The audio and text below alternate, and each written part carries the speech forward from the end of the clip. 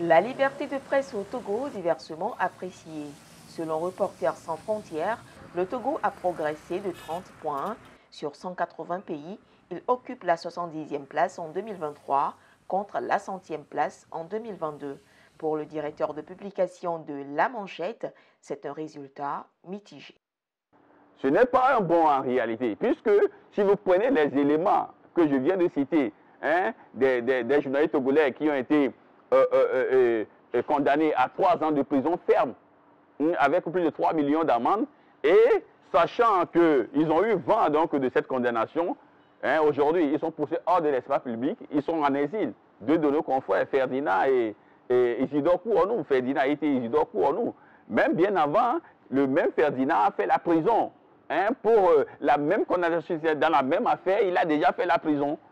Et on le libère sous caution. Il y a d'autres confrères qui ont été sanctionnés. Prenez tous ces éléments-là.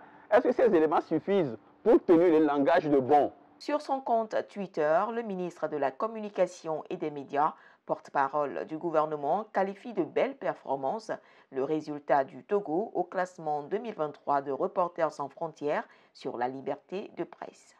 Conscient des défis à relever, je voudrais saluer ce progrès qui illustre l'engagement du président de la République, son Excellence M. Faure Esozim Nanya-Simbe, à faire du Togo un cadre propice au rayonnement de la presse nationale, professionnelle et libre au service du développement.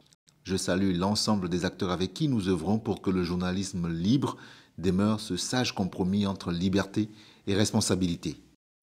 Selon le rapport de Reporters sans frontières, la situation de la liberté de presse au Togo est dépendante de plusieurs contextes, dont ceux politiques et économiques.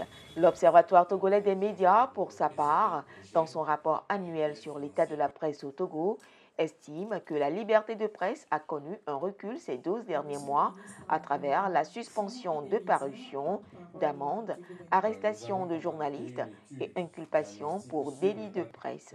L'OTM formule en outre des recommandations au nombre desquelles le respect des règles d'éthique, de déontologie et des dispositions du Code de la presse et de la communication ou encore la protection des journalistes par le gouvernement dans l'exercice de leur profession.